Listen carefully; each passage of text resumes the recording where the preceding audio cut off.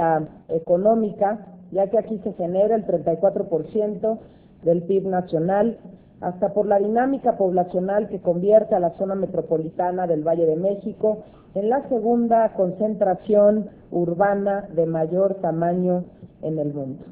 La intención de esta conferencia de prensa es poder presentar a ustedes un balance de la gestión de Marcelo Ebrard como jefe de gobierno, poder hacer un corte de caja, que lo concebimos además como un ejercicio democrático. Hemos reconocido logros, pero también muchas acciones que faltan por hacer en la Ciudad de México. Algunos de los aciertos en materia de atracción de inversión extranjera directa, al pasar de 9,000 millones de dólares en 2006 a 13,000 en 2012, la reducción en el porcentaje de población que carece de acceso a la salud, al pasar del 40.2% al 35.7%. La inversión en medios de transporte como el Metrobús, con la puesta en marcha de 3 líneas adicionales, la línea 12 del metro, el corredor cero emisiones y propuestas en materia ambiental como el sistema Ecobici y los taxis eléctricos, y por supuesto también celebramos la recuperación de espacios públicos en la ciudad, como lo hemos podido constatar en últimas fechas en el centro histórico de la Ciudad de México.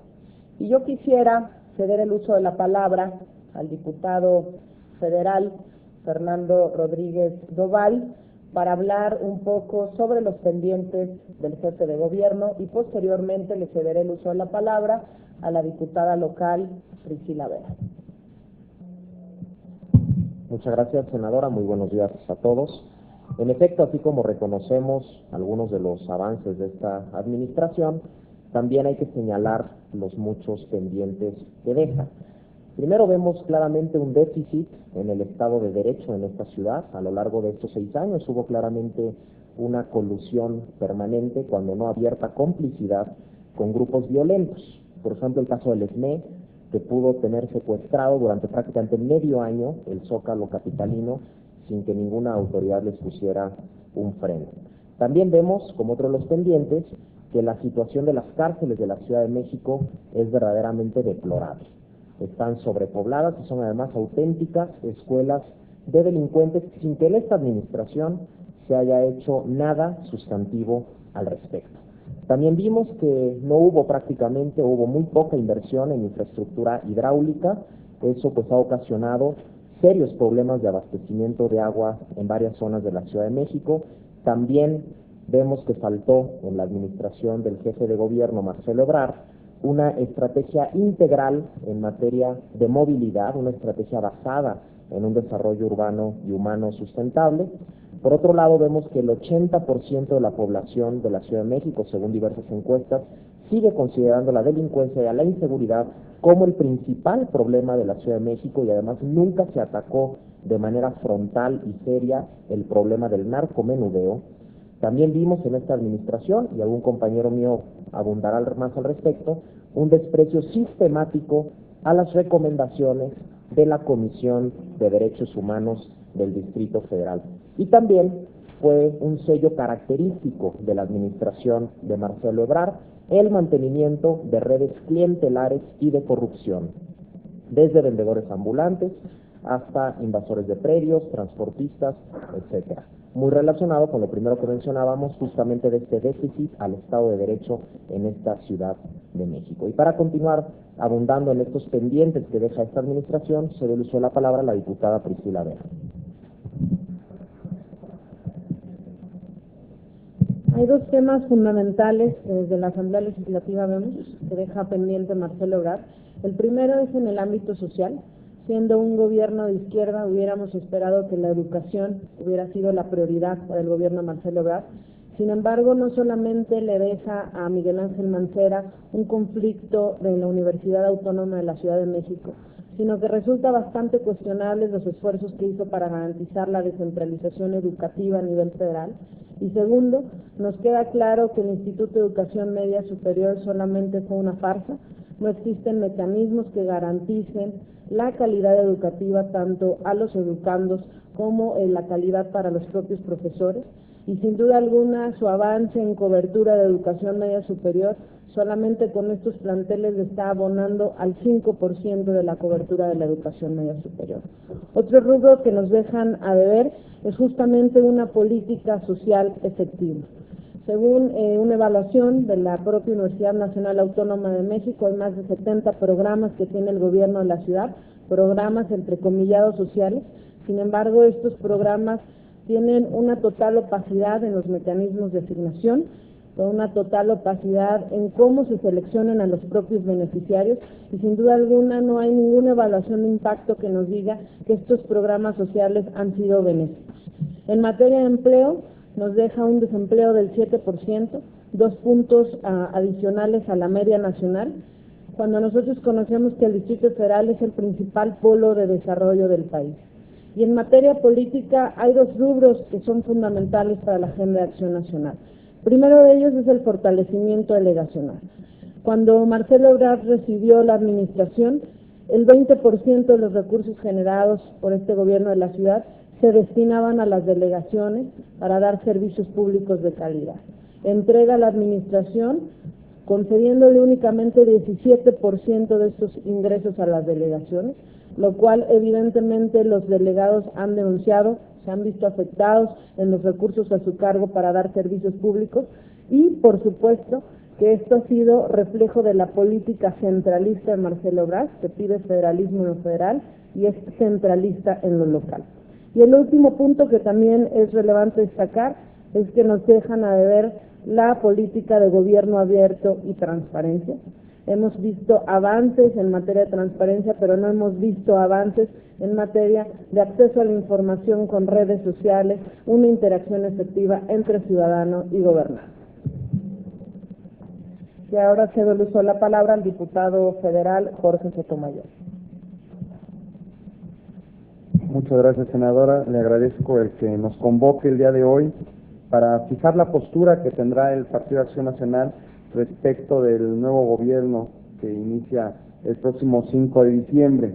Me gustaría comentarles que la legislación que ha tenido a bien o a mal tener el PRD ha sido una legislación que ha perjudicado mucho a la ciudad, y lo peor es que utilizan un doble discurso.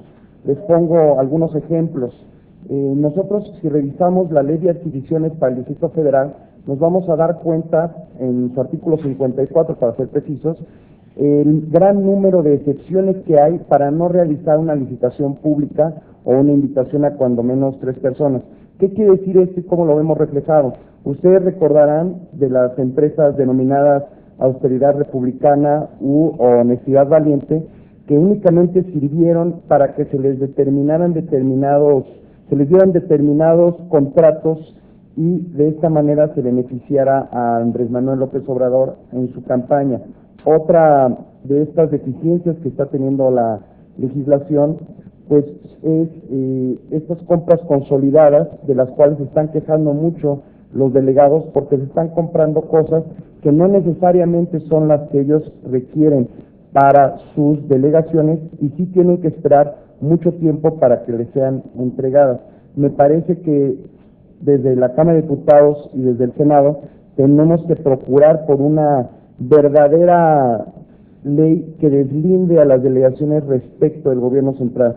Otro ejemplo, tenemos la creación del INVEA, el Instituto de Verificación Administrativa del Distrito Federal, donde las facultades de verificación se le sustrajeron a los gobiernos delegacionales y se le están dando al gobierno central. Me parece que si vamos a tener una reforma política, tenemos primeramente que ir de abajo hacia arriba antes que ir de arriba hacia abajo. Y ahora toma el uso de la palabra el diputado local Orlando Anaya. Muchas gracias, buenos días a todas y a todos. Pues primero comentarles que el jefe de gobierno saliente, Marcelo Ebrard, deja una deuda muy clara con la juventud del Distrito Federal. Es un gobernante más que se olvidó de los jóvenes. Primero porque no puedo dejar de mencionar que la Ciudad de México tiene una población estimada de 2.5 millones de jóvenes y pues, es un referente a nivel nacional. Es una de las ciudades que más jóvenes tienen en el país. ¿Y qué nos hereda la administración de Marcelo Ebrard? Primero, el segundo lugar a nivel nacional de embarazo adolescente en el país.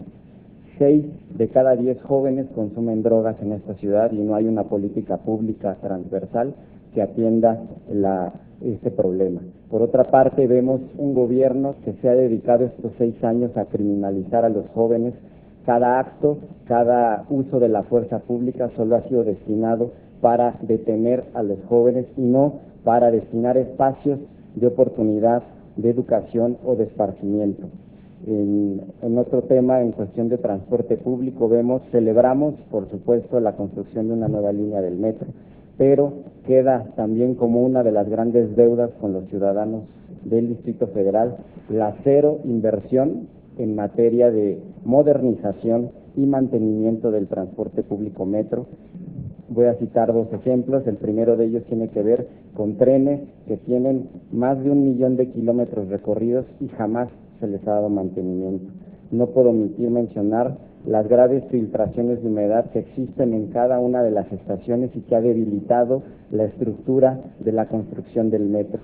Por otra parte, en materia de derechos humanos, sí es importante mencionar que este gobierno ha sido un constante violador de los derechos humanos y hay constancia de ello debido a las recomendaciones que ha emitido la Comisión de Derechos Humanos del Distrito Federal, que son 106, de las cuales solo se han recibido y aceptado el 10%.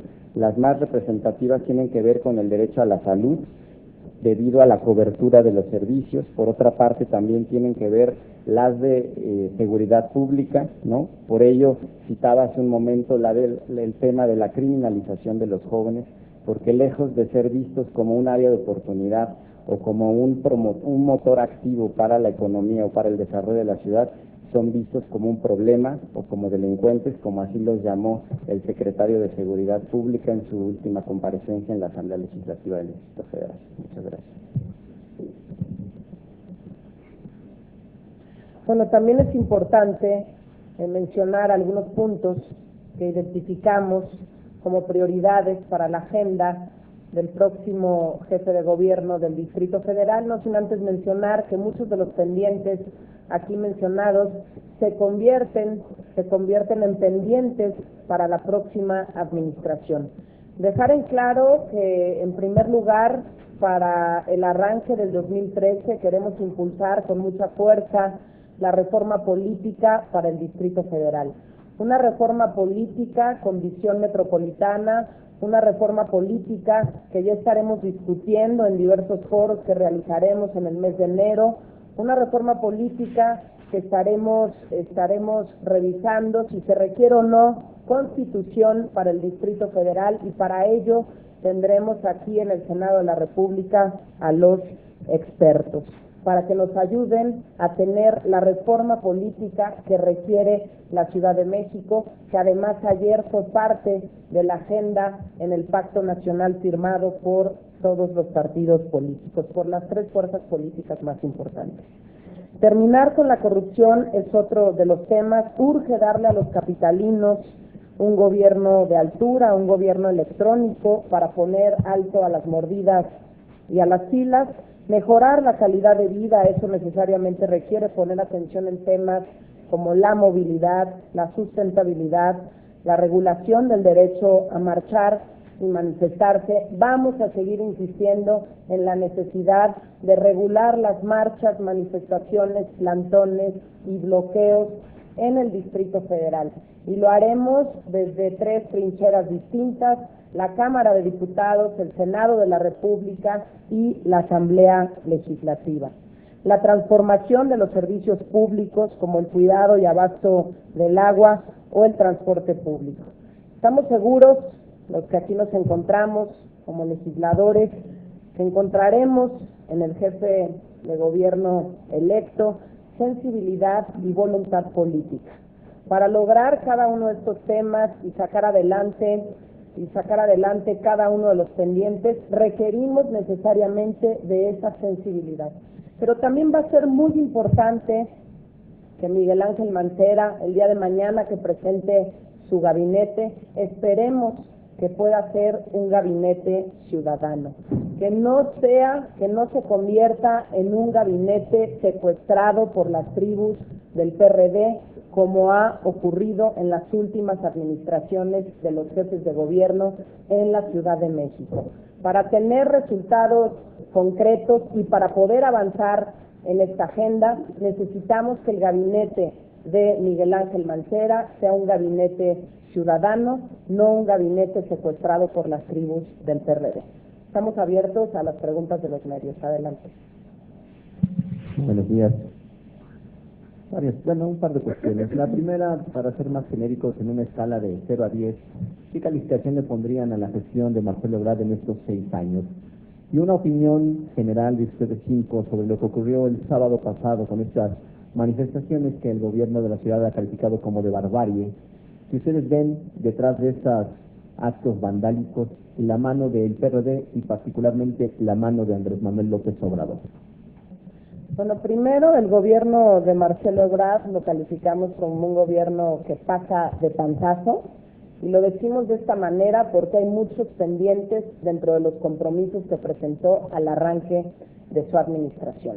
Y con el tema del sábado, por supuesto que no estamos de acuerdo en la manera en la que se conducen estos grupos de jóvenes, ¿no? Algunos dicen que son del movimiento 132, pero honestamente creemos que al final del día son jóvenes, mujeres, señores, que salió en los medios de comunicación, muchos de ellos pagados para provocar disturbios el día de la toma de protesta del presidente de la República.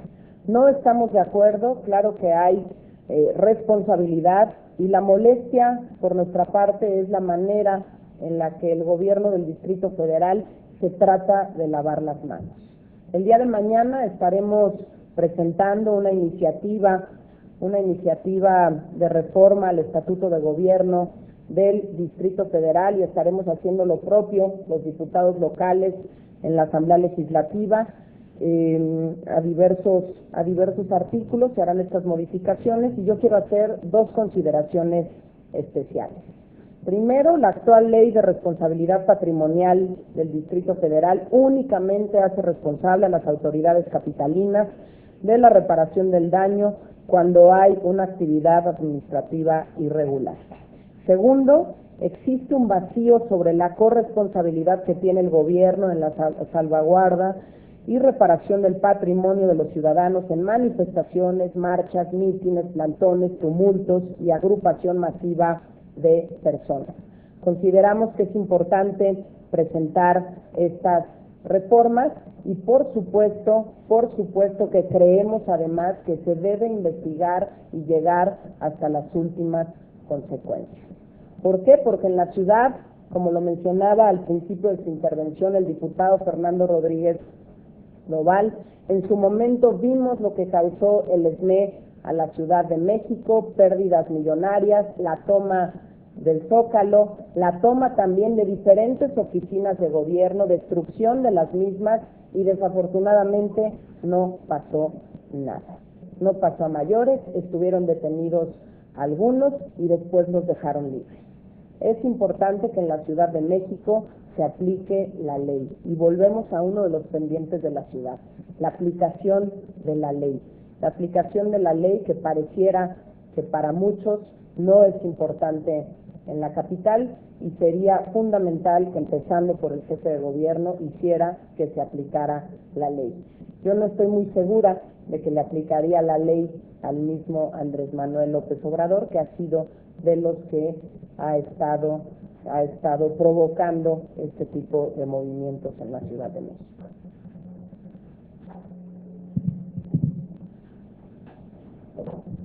Muchísimas gracias y buen día.